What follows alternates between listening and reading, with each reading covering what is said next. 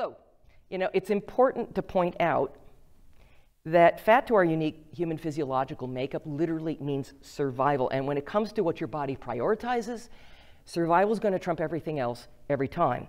Now, dietary and body fat certainly provide us with highly efficient extra calories that we can draw on whenever we need them, even in the absence of regular meals, right? But fat is not just about calories, folks. I mean, this isn't about macronutrients, right? It also supplies this portable superfood pantry of critical fat-soluble nutrients and fatty acids that we require for structure and function that play an unimaginable range of roles in virtually every aspect of our health. Our brain and nervous system, our cellular structure, mineral absorption and utilization, organ protection, endocrine and immune function, and on and on. So nutrient density would have always been absolutely paramount to us as an evolving species and primitive hunter, and would have absolutely set the criteria for most highly coveted sources of nutrition. Now, there are a plethora of critical fat-soluble nutrients that we absolutely require in significant quantities for optimal health, and that our ancestors, at least according to Weston A. Price, whom I know you guys are all familiar with, likely got at least 10 times or more the amounts that any of us do today.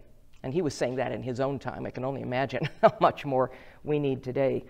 Many of which are just simply not available through plant source foods in the way that we need or can optimally make use of them, right? We're not herbivores. And this has allowed for the development of so many strikingly unique human characteristics, our brain not being the least of them.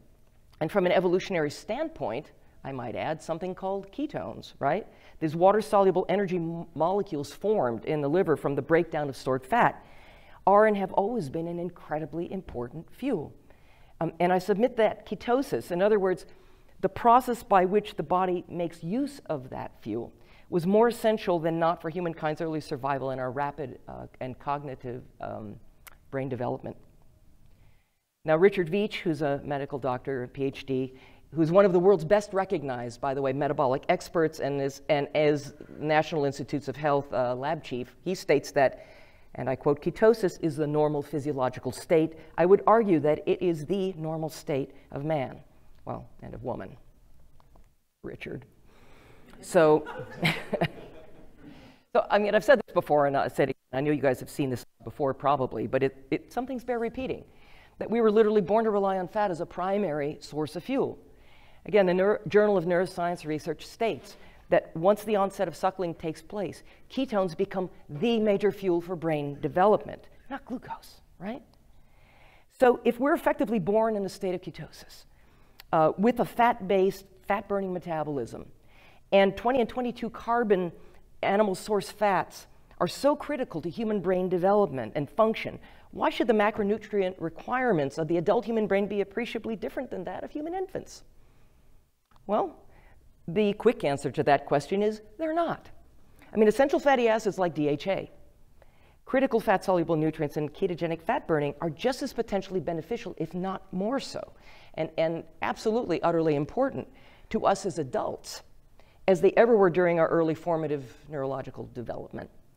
In fact, the aging brain may be every bit as vulnerable as the infant brain, if not more so, for entirely different reasons altogether, obviously, and may benefit from this even more.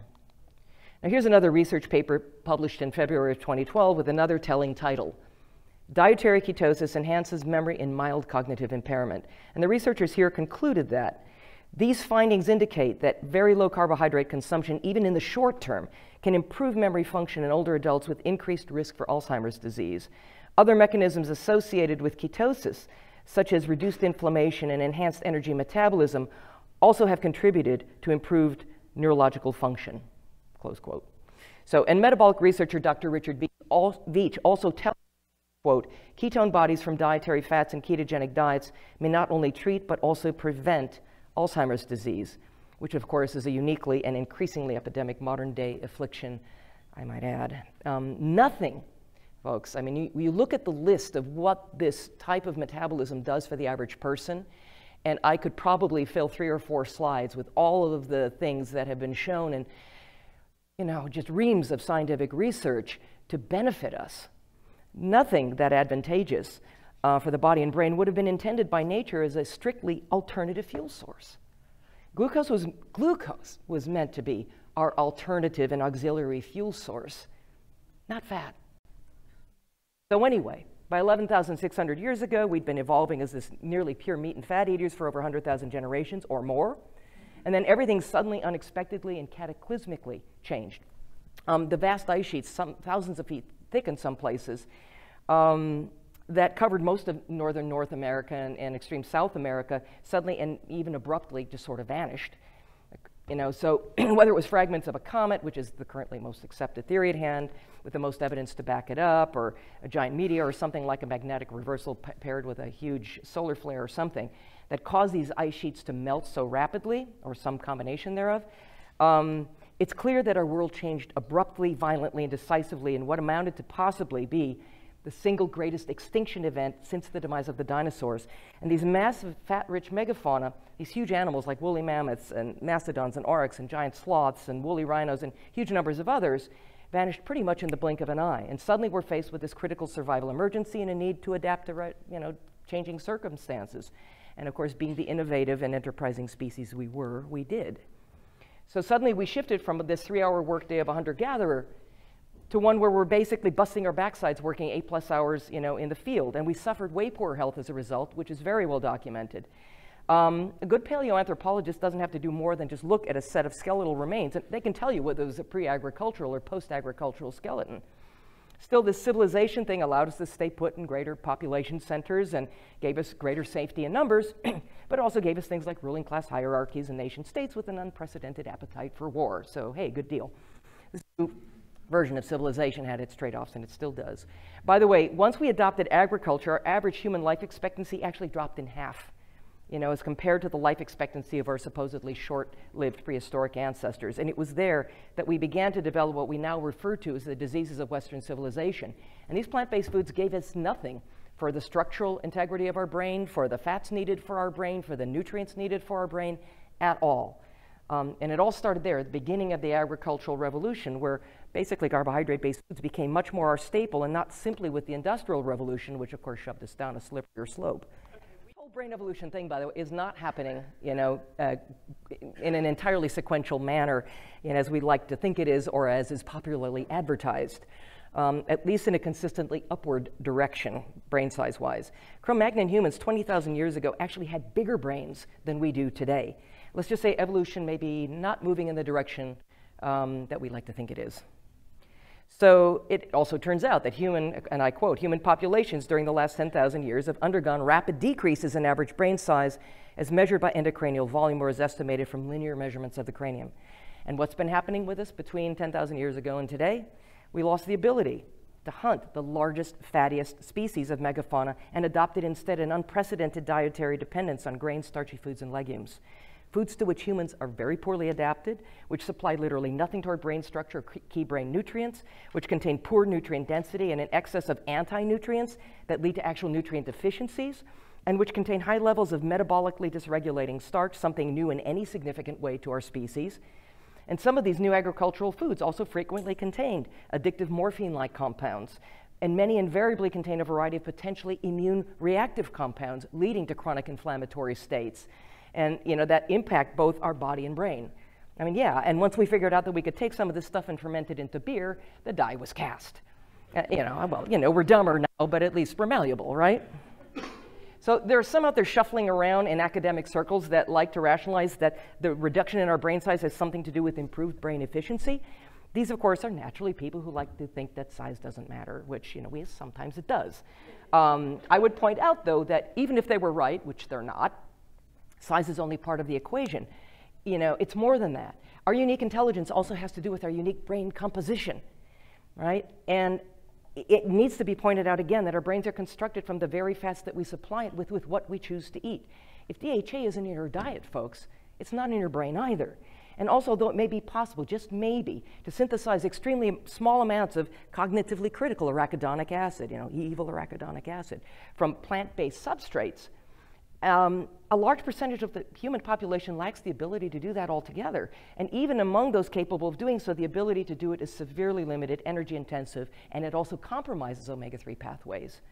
Now, this study just released in May of this year, 2017, reports that though vertebrate brains differ in size, composition, and abilities, evolution of overall brain size accounts for most of these differences, while, according to the study, and I quote, putting other theories to rest.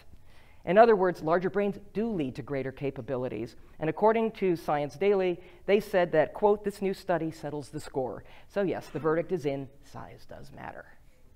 Now, we humans are also unique in the mammalian kingdom, and that our brains also tend to shrink as we age. And maybe the fact that we're also a species that habitually chooses to eat foods to which we are poorly adapted to physiologically and genetically has, something to do with it. You think?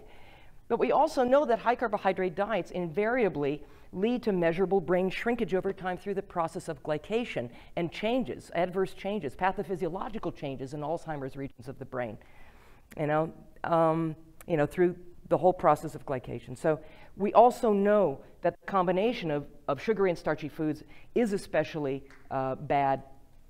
And somewhat akin, the combination of sugary and starchy foods with fat is especially bad. Somewhat akin to putting a lit fuse on a powder keg metabolically, which of course hasn't helped us any either. So our lower intake of animal source foods, coupled with digestive compromise, and in part due to high carbohydrate diets, have also led to subpar B12 levels in the general population, which is additionally known to be an impetus for brain shrinkage. So what's the moral of this story? Well, hello, we're supposed to be fat heads, not potato heads or grain brains. So getting to winding it up here, Albert Einstein once wisely said, we cannot solve our problems with the same thinking we used when we created them, right? Well, not to second guess Albert, but I would also submit that we can't solve our problems with the same dysregulated brains that we used when we created them, all right? If we're gonna actually survive this age as a species, then we need to make sure that we're optimally nourishing the brains that we use to make the clear-headed decisions that we need to make as a species going forward. Neurodegenerative, neuroinflammatory disorders, they're epidemic now. And psychiatric disorders are similarly flourishing in a world, all you have to do is turn on the news, where food is treated less as a source of nourishment and more as a source of entertainment. And I'm telling you, there is a connection. And all too frequently, we're talking about nutrient-devoid entertainment. So brain health and mental health go hand in hand, folks. There is no mind-body connection. That's a total myth. I mean, last I looked, most people's heads are screwed onto their bodies, right? Both are inextricably intertwined, and you can't separate out brain health from physical health. We need to restore dietary fat and fat-soluble nutrients from animal source foods of uncompromising quality in order to nourish these poor beleaguered brains of ours. And I have no illusion about the fact that it's going to take way more than just that to reverse this compromised tide we're all riding. It's not about evolution anymore, people. It's about survival. But it's never too late to become a primal fat burner and feed our brains. And then all we have to do after that is try to figure out how to think, right?